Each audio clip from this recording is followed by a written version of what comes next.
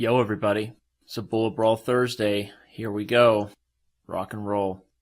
We've played this guy before, FIDE Master Evan Zhu, one of the most regular, most infamous, most well-known players on the Chess.com live server. And he is always down for a Bullet Brawl battle. Always down for some exciting chess. And the games usually are very exciting. We've played almost too many of these for my own liking. He tends to know these positions extremely well, to say the least, but should be fun nonetheless. As I'm about to checkmate myself, I say that it should be fun. Not good. Let's see, can I get out of this? Can I get out of checkmate here on a2? I don't know. Doesn't look very promising for me.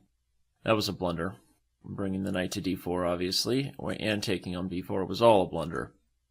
It was all a blunder. It was all in good fun. Now I think I should probably just continue to run, actually. Not even mess around. Chances of me for surviving this game are already slim.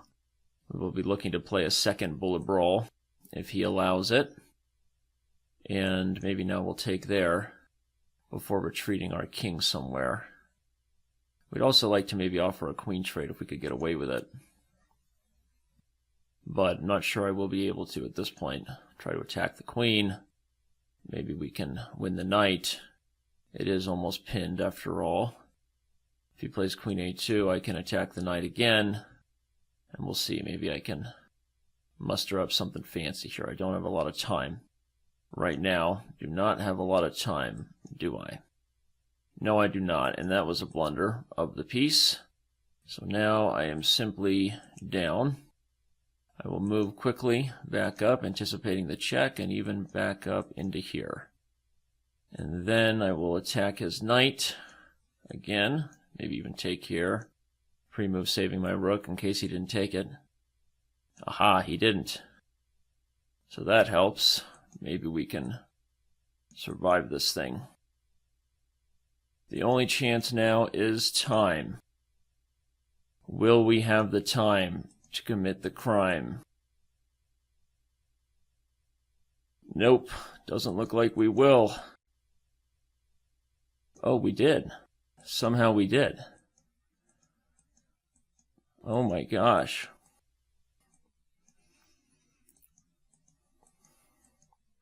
Can't believe it. I somehow won that game. Being completely lost and multitasking here. It's a party. It's a party this Thursday. You can feel it, right? He's not going to be too happy about that. Blowing a completely winning position, but you know what?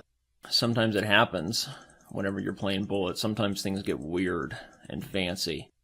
And this line here we played a lot. F6 is definitely the move where I've had trouble with, but I just want to review this real quick to see what move I was supposed to play better. A3 is just a bad move anyway. You never really want to move the pawns around your king's position because you're giving your opponent what's called an anchor, sort of a target, a catalyst for the attack, and A3 is a very immature blitz move. Definitely bad. I should just start the attack on the king side right away. Moves like knight g5 are possible. Knight e2 and knight d4 is a very common idea. The point is that he can't take twice there with the queen, because in the end I take on h7 with check, and so white is positionally better here on these lines. Often has a little bit of an edge, but it's dynamic, and obviously he knows these positions pretty well, so let's see if he's down for one more. No, he says he's not. Says he's too frustrated right now, unfortunately. Well, we'll go ahead and call this particular Bullet Brawl a day today. And with one game or not, I know you're all disappointed, but we'll chalk this one up to an exciting, weird finish, and given a little more education than we normally give on a Bullet Brawl. So I'll leave everybody with some homework here on YouTube. You're like, what? This is YouTube, where we make ignorant and abusive comments. This is not the place where we enjoy homework, but you know what? I'm going to give it to you anyway. In these lines, what should white play if black does not play for f6 and instead goes for this line here where the rook comes over to c8? In this position, it is white to play. Why don't you go ahead and evaluate what line I've played here often against FIDE Master Evan Zhu and see if you can tell me what white's best approach is here. Go ahead and do it. Good luck. Well, it looks like we are not going to have ourselves a break. It looks like our friend does want to play more. And I've already mouse slipped the opening, but thank gosh he didn't see it. Moving quickly, maybe upset about the time scramble we had last time. So we'll go ahead and try to play quickly and see if we can't make up for the fact that he didn't punish our mouse slip. That's the thing about Bullet. You get all these new little factors. It's like its own game, right? It's like its own party when you play Bullet. A lot of different things that go into playing Bullet that really don't always go into regular games. Isn't that the truth? So I'm going to go ahead and give up that b5 pawn if he sees it. He doesn't. So I will take here and retreat the knight, or can I go to d5? If he plays knight c6, I take there. He trades queens. Knight d5, knight c6, knight e3, queen d8, rook d8. He takes, I take his rook, he takes back. I can actually get away with it. So let's go ahead and do it for kicks and gigs. Wasn't sure I could, but I can. So it should be fun. And definitely a weird approach to the position, to say the least. But in the end, I end up the bishop pair and potentially a pawn. Well, maybe not a pawn anymore. We'll see how he handles this. So I took a little bit of time calculating that. So potentially a Bullet mistake, even with the fact that I won this pawn, getting myself into this position now, where it's actually not so great for me, on top of the fact that, yes, I think knight d7 was a better approach for him, but he didn't go for it. So we'll see what he wants here. He wants to take on f7, and we are now in the crazy scramble of running our rook out into the wilderness. And let's put the bishop here. We need to activate our king quickly and bring the rook around to a2. That's what we need to do.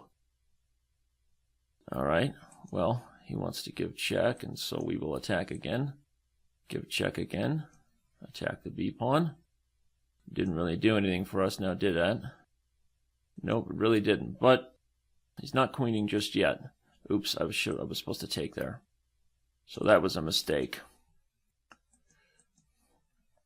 Got to pre-move the race, and quickly. Unfortunately, looks like he's going to get this second battle, so we will have a rubber match on our hands today. Too much. He's got to pre-move his way to victory now, and he takes it. So, not even going to play it out with his pre-move. He will not lose any time on the clock, really. Only 0.1 second. So, well, a well-fought, well-played game by him. Not the best by me. Weird. The first game, I was losing out of the middle game opening and came back and won. This time it was the opposite. He was losing out of the middle game open and he came back and won. So, okay, that's what happens, though. And the battle marches on now today. We'll see if I can develop into still some sort of Yugoslav attack style position here, and maybe even attack over on the king side. We don't really care about that bishop. You can have it. Go ahead and have it. What do you want? You want that? Fine. We're not going to give you the dark square bishop. At least not right away, good sir. Now you will take it, and you will shake and bake. I'm going to back up. Now maybe I'm even going to play f4 and really get frisky with it over here. Knight to d5. He takes, I'll take. Ooh, maybe I should have...